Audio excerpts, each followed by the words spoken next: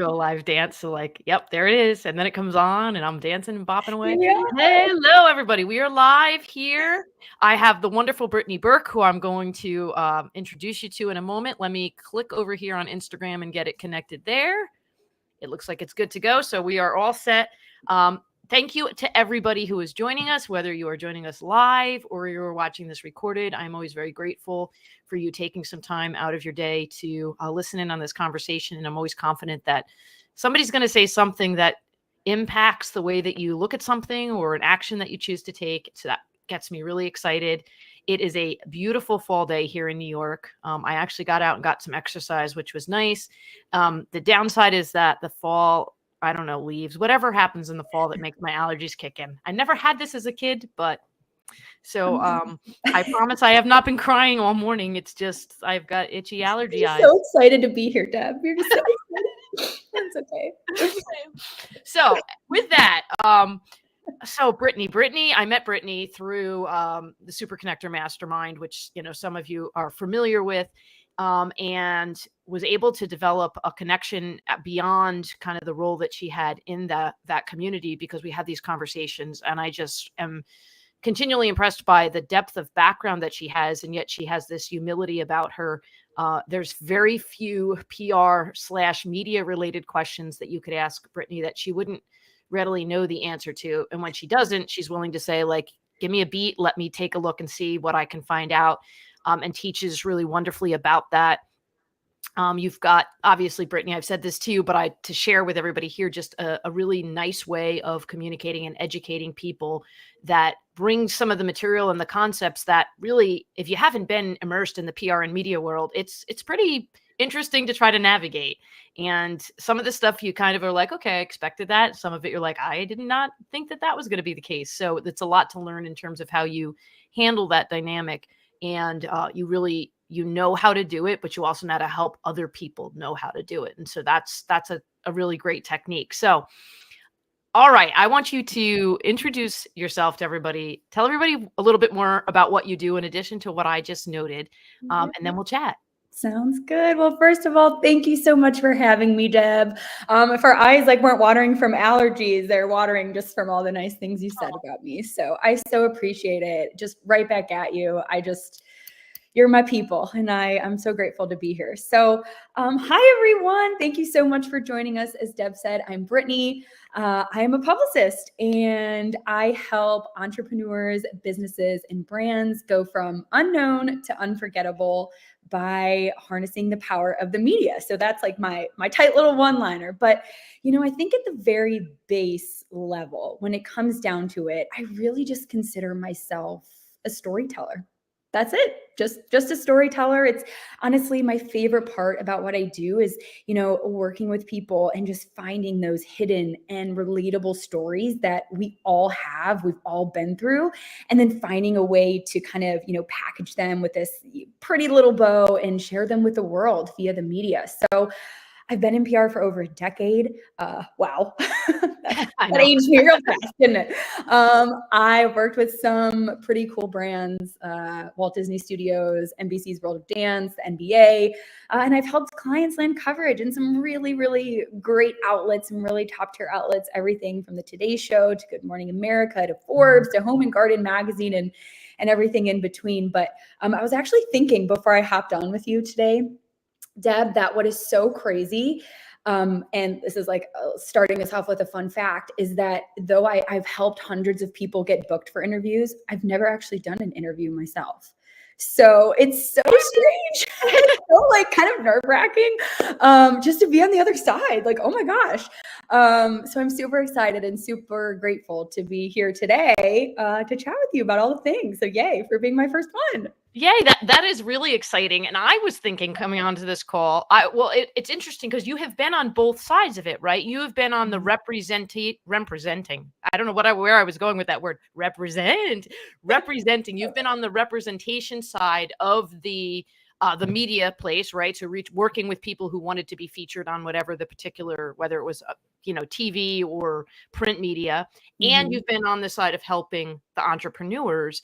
And you're right, it's about storytelling on both sides, because whether it's the media representation and wanting to help make people, your audience, understand why you're reflecting on this particular person, or it's you're helping the person who wants to get the coverage really tap into those hidden skill sets.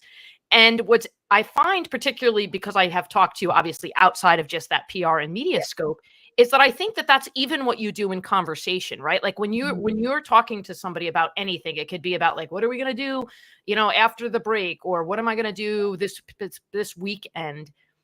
You're listening to the pieces of the story that interest that person, that excite that person, and reflecting those back, because you can see that that's where the spark is at. So do you think that's something that, like, even as a kid, you were really just kind of a good conversationalist and kind of had that knack? Yeah, I do, honestly. I love talking. Like in general, I love talking, but I really think stories are how we relate to people. And they're something that we just collect as we go along through life. Like you have stories from your childhood, from school, from college, from like being with your friends or being with your partner, to being with your kids, to work in your professional life. Like we all have stories. Like our life is almost just a collection of all of these stories. And so, we all have so much to tell. And I think that, when we're trying to relate to other people, like if someone's telling us something about what they're going through, we kind of go back through our minds and we're like, okay, how can I like empathize with this person, and how can I relate to them? And it's usually through our own experiences and our own stories that we have. And so when it comes to the media, that's just what works so well. Like nobody wants to like turn on their TV and watch someone listing like fact after fact after fact. Like bullet points are boring. They want to hear stories, and the stories can make them feel good. They can make them feel sad, or like they need to make a change, whatever it may be. But I truly think that, when you look at your life from beginning to end, it's usually a collection of stories. And so since I love stories so much, I just, from a young age, I just wanted to be able to tell them and talk about them. So storyteller, that's it.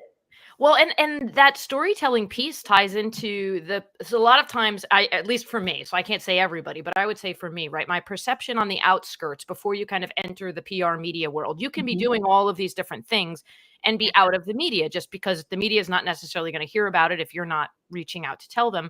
But I think we have this expectation, again, me, some other folks, I'm not going to say everybody, that like you have to achieve some type of really monumental in the big scheme of things, right? Like hit a certain amount of money, get a certain title, all of these things that we associate with like, that's what's going to get you in the media. Whereas really the media is part of what helps you to expand your reach. So it's less about like, I have to have this gigantic reach, and then I'm going to hit the media and say like, look at all the reach I have. And it's more us acknowledging and noting, like you said, how do we tell our stories in the media now, which is going to be part of expanding our reach and being able to communicate our message, because we all have stories that can help people if we're willing to share them.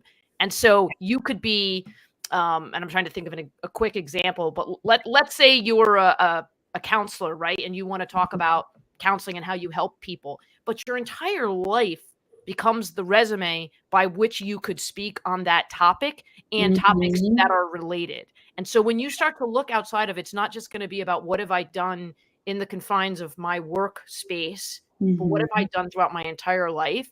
And once you started to teach that, I was like, oh yeah, like that makes a lot of sense. Like something that happened to me when I was 10 years old helps me to effectively tell the story and has led to why I can do what I'm able to do now.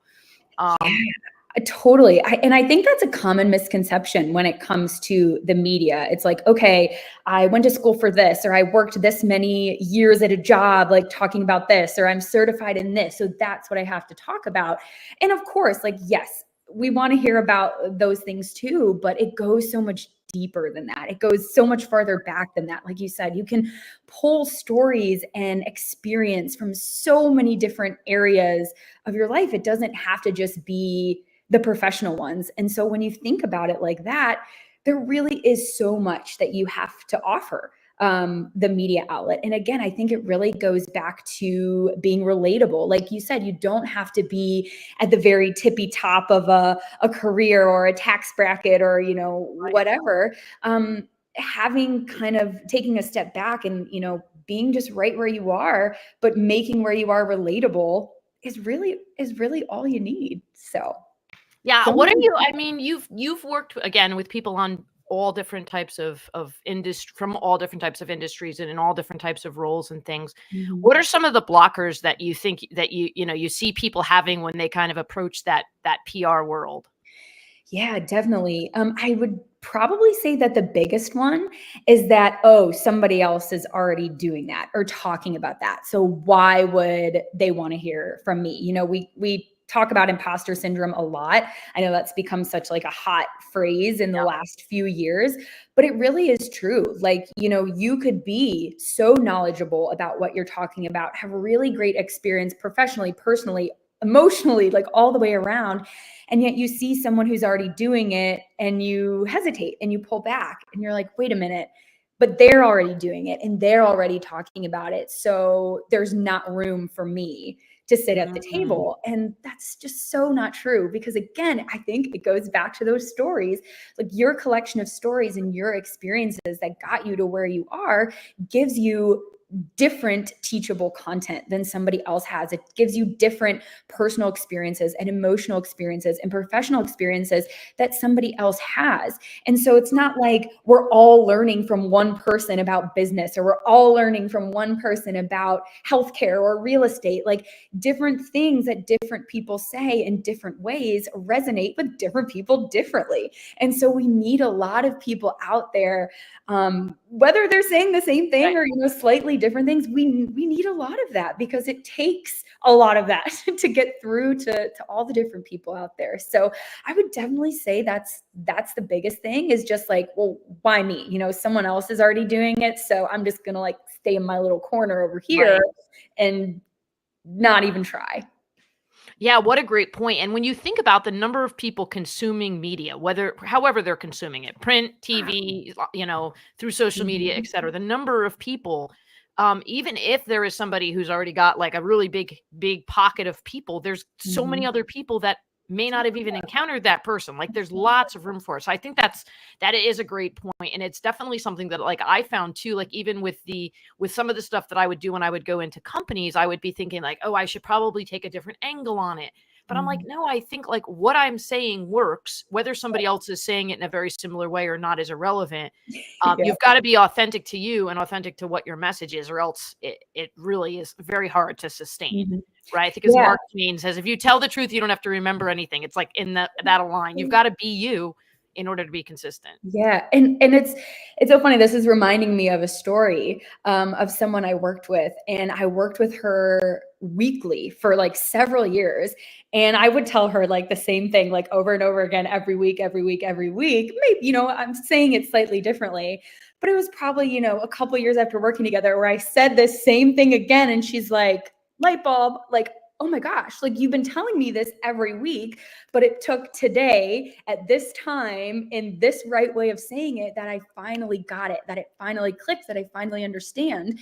And that's, again, is exactly making my point, is like, just because someone is saying one thing in one way doesn't mean that everybody out there is going to have the takeaways that that person wants. So like I said, we need voices. We need all sorts of voices. It takes all kinds of kinds. So. Well, and the pitching in and of itself, learning how to pitch is like is a lesson all of itself in terms of communication and how do you effectively communicate? Because I think we have a tendency, specifically when it comes down to us wanting to use our stories because they're so personal to us, right? Is to make sure that like somebody really understands the intensity of the emotions of it right out of the gate.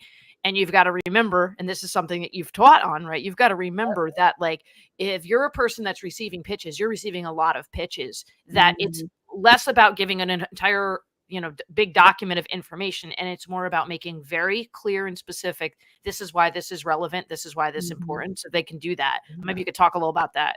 Yeah, absolutely. And so it's interesting because like everything we've talked about up to this point is about your stories are great and your stories matter. And that's so true. But when you are presenting them to the media, it does. You got to kind of like finesse a little bit.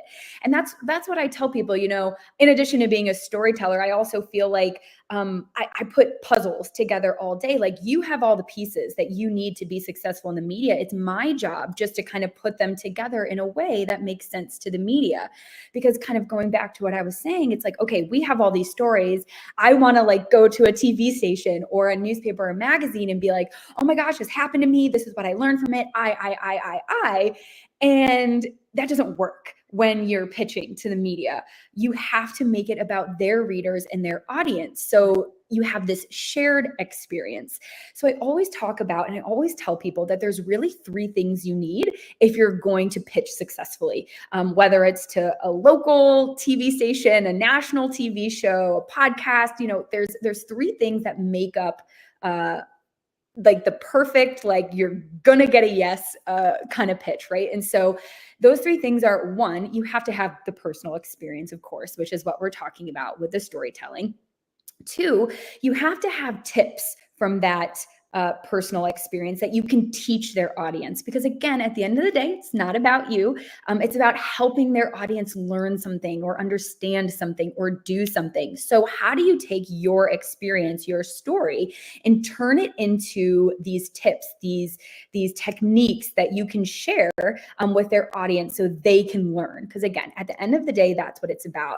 And then the third piece of it is, how can you tie it into something that's going on right now? How can you take something that's going on in the news or something that you're seeing on social media and tie it into what you're talking about to make it relevant to right now? That's the third piece. So again, having that personal experience, having those tips that you can share with the audience, but then also making it relevant to right now. And if you can kind of think about those 3 things and then package that really well in a pitch, but yes, you have to make it like flashy and fun and short and sweet, because again, they get so many pitches a day that they need to be interesting and they need to be succinct and they need to get your point across very quickly.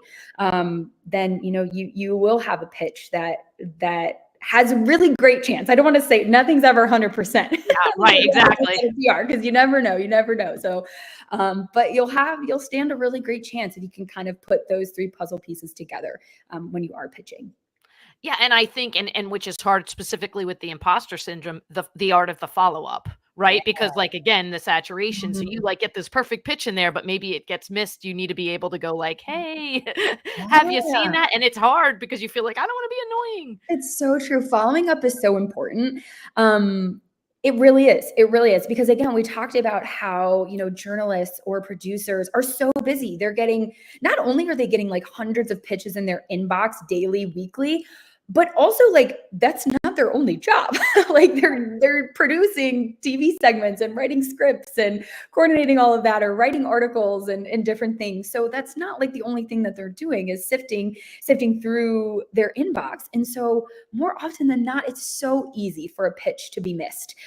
When you do send it that first time, they could, have seen it and been like, oh my gosh, this is really great, but we're walking into a meeting and just completely forgot about it. They could have been under a really tight deadline that day. So they like read it without really reading it. And then, kind of went back to their deadline piece. So following up is so important. And I like to remind people, like oftentimes in our real lives, when we're told something once, we don't retain it. Right. We're like, it goes right out the window. It's why we have to remind each other and our partners and our friends about things like numerous times, like, hey, don't forget so-and-so is coming over Friday. Hey, don't forget they're coming over in 3 days. Hey, don't forget this is happening tomorrow. And it's the same thing. So yeah, not being afraid to follow up.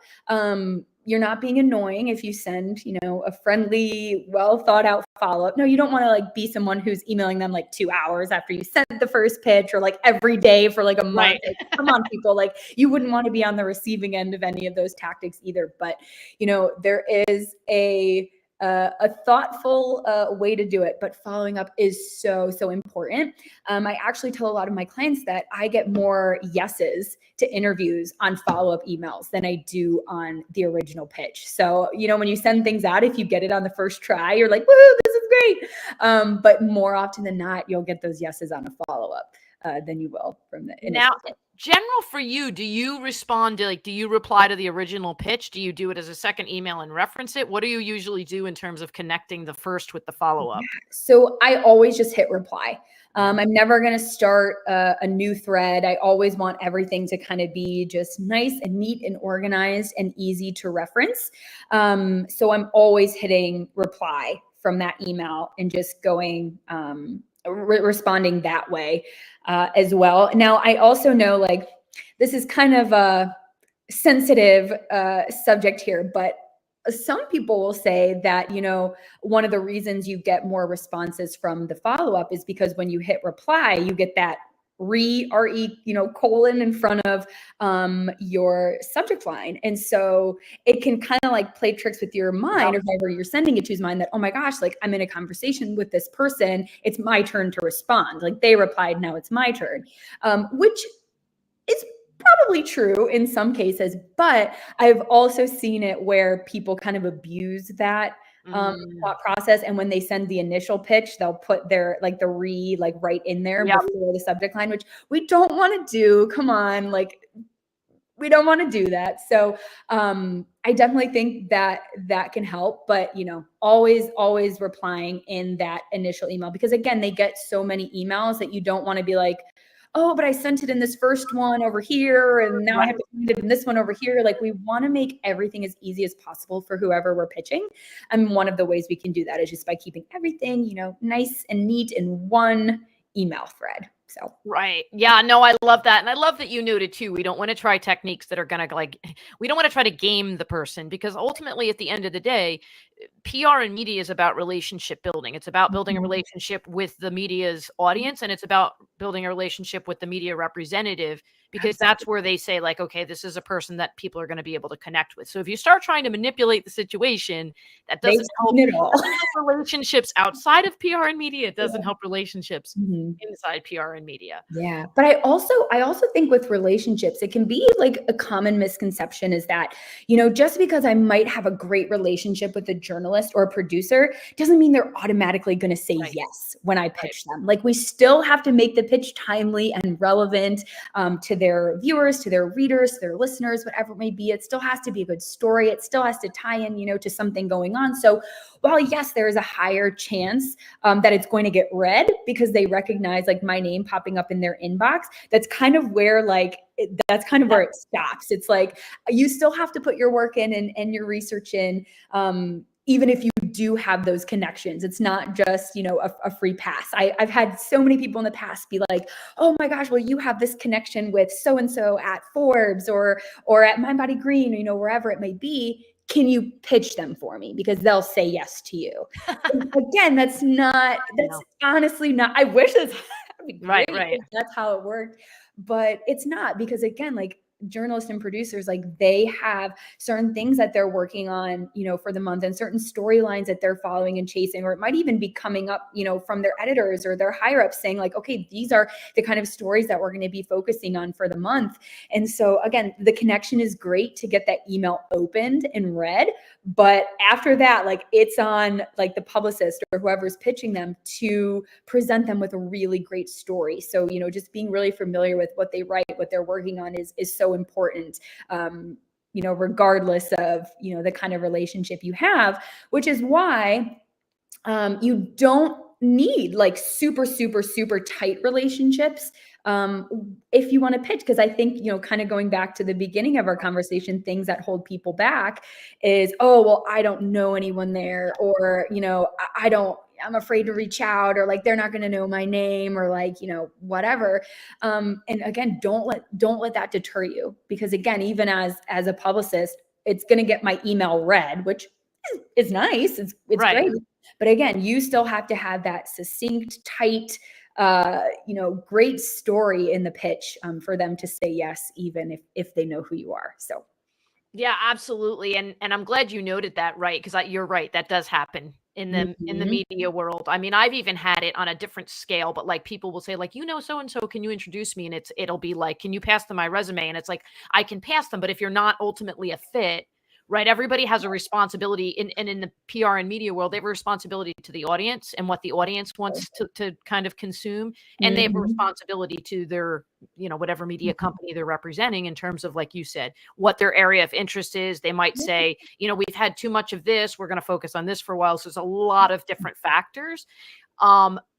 In line with that, though, if there's sometimes where they'll say this isn't a fit right now, but like, reach out next year when we may be moving back into covering that topic a little bit more. So there are times where or there's been times where I've pitched, I haven't heard anything back and I've thought like, okay, it's done. And then all of a sudden I've either heard back or a couple times I'll get a Google notification and it's like, they quoted me like in some publication. And I'm like, I thought that was like off the radar.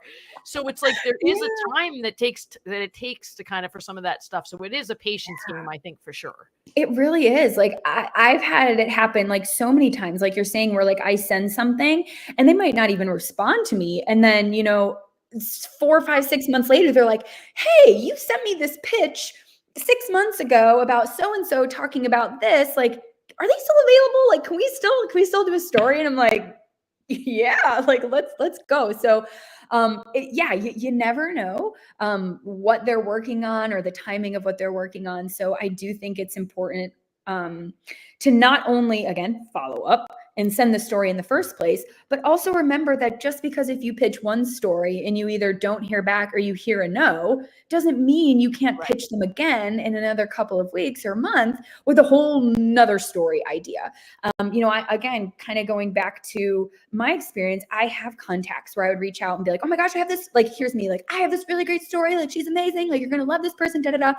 And they're like, no, like, they're not seeing it how I see it. And like, we're going to pass on this one. And then it's like, defeating and deflating, of course, but you can't let that like hinder you or prevent you from down the road being like, oh my gosh, I have this other story, because that happens all the time. Like, you'll get a yes and then a no and then a no and then a no and then a yes and then a yes and then a no. So like, again, they are so focused on their audience, which they should be, as journalists and producers and podcast hosts, they're always looking out for what's best for them.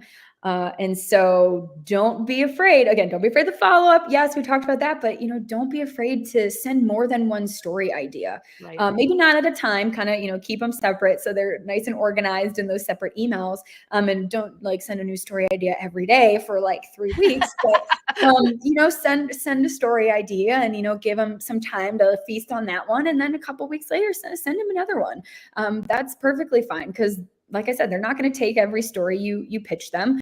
Even if you have a great relationship with someone, it's a lot of trial and error. It's a lot of trial and error, is what PR is. And it's kind of an interesting thing to get used to, because when typically we email someone in the business world, we expect a reply, right? Like, we expect, like, if I'm emailing you and saying, hey, what's going on? Got some questions. Like, here's what's going on. Da, da, da, da. Like, you expect that person to reply to you. Like, that is proper business etiquette. But that's not how it is with the media, again, because they're so busy and they're doing other things. They usually only respond to you if they are interested in interviewing you. So you have to get really used to a lot of one-way email sending. It gets a little lonely out here. A lot of one-way email sending, but that's just the nature of it. But for a lot of people, it can be very kind of defeating and deflating, which I mentioned, because they're like, oh, I'm sending all of these emails and I'm not hearing anything back. Nobody cares about what I have to say. And again, that's so not true. You just, the more you put out, the more will come back. I promise that's how it works. That's how it works. That's how it works. PR is truly a numbers game. But again, you have to make sure that what you're sending is good quality content. It's not just like, oh, Britt said it's a numbers game, so I'm going to send out 500 pitches to all these journalists that I didn't research with this pitch about something that's not well written, or it's not about what they talk about. Like, that's not what I'm saying. Like, you do the research, you write your good pitch, you send it out. But it really truly is like, the more people you're pitching with good quality pitches, the more will come back to you. It's a numbers game. Yeah, I was thinking the exact same thing as you were talking. It is a numbers game, and it's a numbers game in an additional way too, because it's about practicing. It's about practicing the pitch. It's about practicing the follow-up. It's even about, like, I think going on some of the, maybe they're not as high ranked in your list of goals of media that you want to get in, but it's about doing those so that you can start to build up a resume of, here are the places that I've already been able to quote, I followed through. Particularly, I think when it comes to like anything where you're going to be being interviewed and there's either audio or video, right? Because they want to see that you're going to be able to carry on that conversation. So it is that practice. And at the same time, what I found is once I started really ramping up the number of pitches, and it wasn't to the same people, it was like, okay, let me check these different things. You start to develop a library and you start to develop the way that you say things, because after you've pitched certain topics, because you should be tweaking them to be applicable, right? You shouldn't copy and paste. You're going to tweak it to the person, to the media source, to whatever the current event is. You start to develop a library and you start to see, wait, that actually sounds better to me. So it's like, that is the numbers part of it too, is that you've got to get practice in that and honing your message. And I look back at even like my first media bio versus now, and like how I was like awkwardly wording things and trying to say things like, you got to find your voice in this world in a way that we don't normally do, because you don't normally introduce yourself in a conversation to somebody by citing like, here's all the reasons why you want to have a conversation with me, right? That would be really interesting if we did that. But in the media, that's what you're doing. You're saying, hey, here's what I have to talk about, and here's the credibility that I can provide for you. This is what I have in my background. So you've got to practice that. Yeah, definitely. And it is a lot of trial and error, again, with the pitches and what you have included them and how you're wording things, or even the format of your pitching. With, are you bolding certain things? Are you using bullet points so it's easier to read? Like, it's so much tweaking and so much trial and error. And also subject lines as well. That's your first line of defense to getting your email opened. And so there have been times where like I'll send a pitch and it just doesn't, get the return that I wanted. So I'll tweak the subject line, and the content of the pitch might still be relatively almost the same, but maybe tweaking the subject line was, made it more succinct, or was more what, the media person was looking for at the moment. So being okay with kind of having like a group A and a group B, like, let's see what works and what doesn't, what people respond to, and what they don't. So it's a lot of tweaking and a lot of trial and error. And again, just being okay with knowing that you're going to be sending a lot and not hearing a lot. So you just have to learn to be okay with it. And that's tough for a lot of people, kind of getting into it. Yeah, that was a really hard thing for me, because there was a couple of pitches that I put together and like ran by other people, and they're like, oh, that's really good. And I felt really good about it, and I was really excited. And again, it may not have even been read, right? There's so many different circumstances that could come into it. But, I sent it out to like a couple different things, because I was like, well, this is really good, and this is where I want this. And then you don't hear anything back. And in the meantime, there were all of these other potential places that could have possibly done it. And then depending on what you do with when you get covered, even if it's covered in something that you're like, well, nobody really has ever heard of that publication, maybe not, but now you've got that it was in there and you can share about that, and you're starting to show that you've got that reach. So it is tricky, but I did have a hard time with that. And it's also because you're waiting and you're trying to think like, when do I follow up? When do I not follow up? Some people, and we've talked to people, right? There are some people who are like, hey, follow up with me in like 3 to 5 days. And other people are like, look, I only check my pitches every Friday. So like, you might as well wait. Like, you know what I mean? Like, I'm not even going to have looked at it yet. So there is a cadence to it. That's definitely another piece of the puzzle, is like, every person you're pitching prefers different things. So it's like trying to figure out like, okay, like you said, this person wants me to follow up every 2 days, and this person is once a month, or check in with me like every quarter or something. And you're just like, oh my gosh, like, how do I keep it all straight? But, with pitches, I think it's important to remember too, that even if it doesn't get picked up, doesn't mean, like we were saying, you can't use it in other places. So I've heard that comment before, when I'm coaching different entrepreneurs and business owners and authors and brands, is like, well, I like spent so much time on this pitch and tweaking it and editing it and researching for it and putting it together, and I sent it out and like just crickets. And so they're like, what, a waste of my time, right? No, because there's so many other ways like you can use that pitch. Like, one, if it doesn't land with a particular media outlet that you're sending it to, like you absolutely can always try sending it to someone else who you may think it might be a better fit for.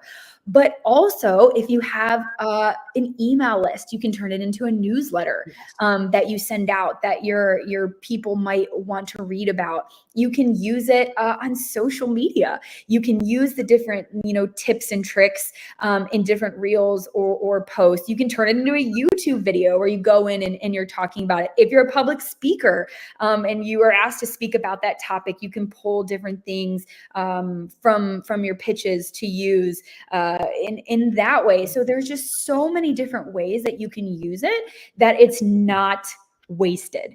And also, like, your pitch is your pitch. So even if you send it now and, it doesn't land in the way you want it to, there's nothing that says, 3 months from now, 6 months from now, a year from now, you can't get that pitch back out, kind of, dust it off, Right. and make it re-relevant and send it again. Like, your stuff is your stuff.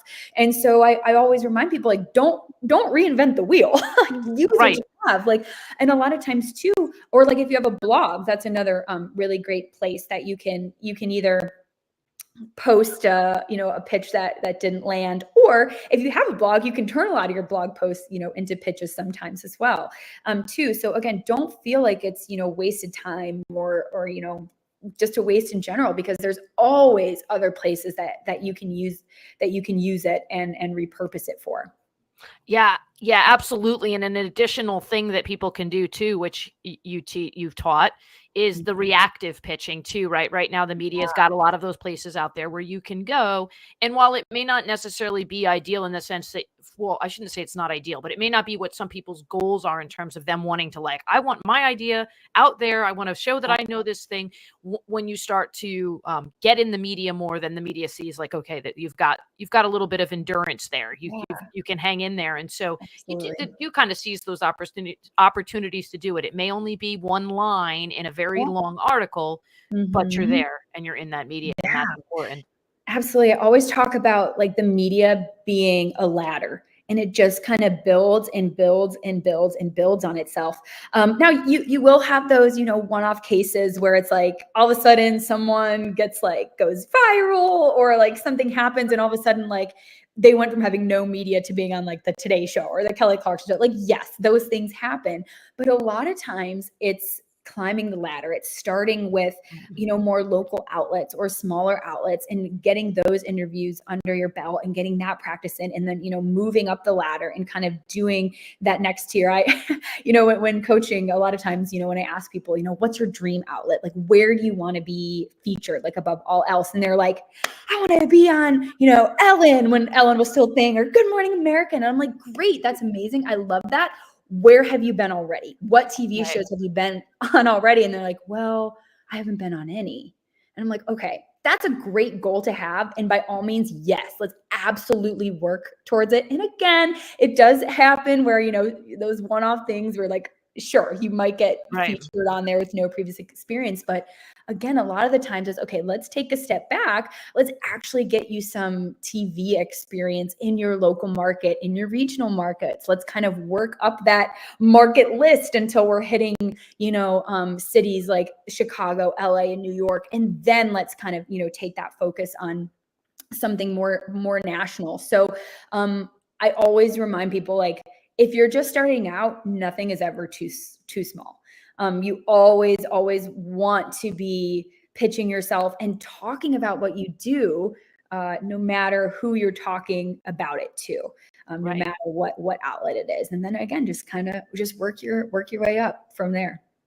Yeah, I mean, I've like all these. I'm like, we could go for hours right now talking about this, but I want to go, not step away from the PR and media stuff. But I was thinking of something before when you were talking about the storytelling, and you now have a daughter, and so interestingly, do you find, like, how are you leaning into that storytelling now with that piece? Because I mean, watching kids is like you like write a story in your head every day.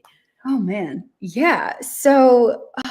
Yes, I'm a mom. It's completely changed my whole world and just how I think about things. And she's going to be 11 months tomorrow, which I'm just in denial. We're not even going to get into that. All those misty eyes are going to be coming back. Those allergies. Oh my gosh. But yeah, it's it's fun. Like it brings to light storytelling in a whole different way. Because how I approach things with her, like as she's learning and taking in the world. And you know, I teach her things about my experiences and tell her stories about, oh, when I was little, or you know, what I did with your Gigi and Papa, like you're doing Right. with, you know, mom and dad now. And I think kids learn really well through stories. It's why, you know, you're so encouraged to read books to your kids, because again, they're hearing these stories, and stories are our way of making sense of the world, and it expands their vocabulary, of course. But you know, that's how we learn from such a young age, is by hearing stories and reading stories.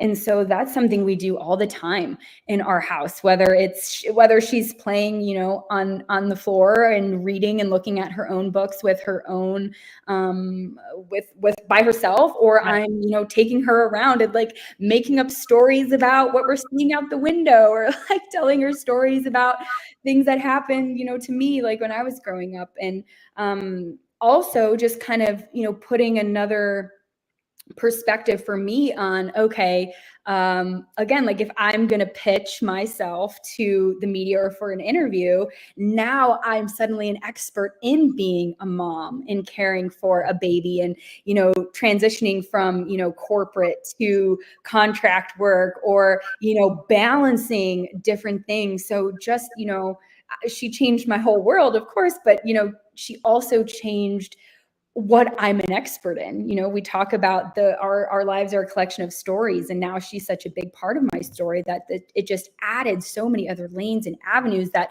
you know, if I were pitching myself to the media, I could talk about, because I'm now an expert in, which is really fun. So we love stories here. Yeah, well, and it's essential. I mean, so much of what you just said, that whole thing about, number one, being a mom gave you another area of expertise. It changed your perception, how we learn, right? I think, and that's such a critical piece that I think, you know, because we'll wrap up soon here. But for me, like, I love the kind of the growth mindset. And whether it's you're talking about in the media, or you're talking about a conversation with somebody in the grocery store, or you're at a corporate presentation and you're presenting information that you need people to acquire, remembering that we all do learn through stories, and that tapping into all of those different pieces and thinking about the way we've gotten to where we are right now, because we were all children and we all learned information and took different things in, and how we can connect that and put all those different pieces together. So I think that's beautiful. And I just wanted to bring that piece in, because I see how you're, you know, making all those adjustments and transitions, and applying both what you knew already to being a mom, but now taking what you're learning as a mom and bringing it into the industry, and how you help people to really recognize and pivot and adapt, because parenting is like 99.9% figuring out how to adapt, how to help your child adapt, how to look back and go like, okay, I know moving forward. So back to trial and error, Deb. Yeah, it's really cool. I always joke with people that like 99.9% of parenting is like, well, I probably could have done that differently. They're fine. They are, and we learn and we grow as much as they do at the same time. So before we have you give a final thought to everybody, tell everybody how they can follow you, learn your wisdom about PR, social media, all that kind of stuff. How do people get in touch with you? How do people find you? Yeah, absolutely. So as of right now, you can check out my LinkedIn, which is at Brittany Cisco Burke. You can see my first and last name, but Cisco is Sisko. You can also follow me on Instagram. I'm at a little Brit of sunshine. So I make sure I can pop it in the, just like how it sounds, a little Brit, BRIT. I love it. Of sunshine. So check me out there. As of now, I'm pretty much just posting a lot of personal things, but stay tuned in the coming months for some exciting PR related announcements. So Don't want to say too much, but there's some things in the works behind the scenes, which I'm super excited about. And I hope you'll all join me on my journey. So I am too. I'm excited about the stuff in the future because I know that you're so good at what you do, not just because of all the knowledge you have, but the way that you really lean into people and make people feel comfortable sharing those stories. Because when you're running up against imposter syndrome and trying to enter the media, there's a lot of insecurities that start popping up because that is all about visibility. And so you need somebody who's not just going to tell you how to navigate, but who's going to kind of comfort you that, yeah, you're going to be a little uncomfortable as we move through this. You're going to have some silent emails that don't get responded to. You're going to have a lot of having to kind of dig into stuff, but it's so worth it because once we get our message out there and expand our reach, we open up doors to people hearing those stories and impacting lives. And at the end of the day, all of us want to live our lives in a way that's going to help other people. Yeah. So beautifully said. So beautifully said. So final thought from Brittany for everybody for today. It can be funny. It can be inspirational, educational. I have no goal for this. I just like to your final kind of thought for everybody. My final thought. Well, again, I feel like we just have to keep tying it back into stories. So I just want everyone to just really be so present in what you're doing and realizing that what you do every day, you can learn from and you can teach from. You know, we talk about telling stories from our own experience and from our own past when we're, you know, approaching the media and pitching the media. And what's really cool is when you start to get in the media and you start to share those messages and those stories, what's going to happen is people on the other side that are watching you and listening to you and reading about you are going to start telling stories about you. They're going to say, oh my gosh, you know, I heard this really great interview with so-and-so and it changed the way I'm thinking about something or I'm doing something. And because of that person, my story is different or my story is impacted. So remember, it is about your story and sharing your story so that way you can impact the stories of other people. I can't say stories enough. I know, but you're right. I could talk about stories all day. It's like how many times does Brittany say stories? But it's fun. Like that's one of the favorite things in your media bio because you're right. And story is another way of saying life, and it's another way of saying purpose. And we all have these incredible journeys that we take. And when we share our journeys, aka stories, when we share those, we invite other people to do it. Exactly. And we allow people to hear things that, like, you know, again, like you noted before, we don't all have the same story. We're not all going to relate to the same person. We're not. So like, it is about just sharing that information and connecting, right? When you share your story, you connect, whether it's with your daughter, whether it's with a friend, whether it's with a coworker, whether it's with a person who happens to come across your social media. So I love that. Share your stories. So power to the story. That's it. All right. Well, thank you. I'm really grateful that you took time today. I'm excited about the stuff coming up. I am, you know, I had already actually had some people reach out to me before we even went live, just for me posting about us going live to kind of inquire about you. So I think that, that's so sweet. You know, it's evident that you know your stuff. And I think now people are getting to listen to you talk with such enthusiasm and warmth and compassion and all the good stuff is going to just reinforce that you're a force to be reckoned with when it comes to helping navigate that domain. So anyway, thank you. And thank you to everybody who joined us today. All right. Take care. Bye.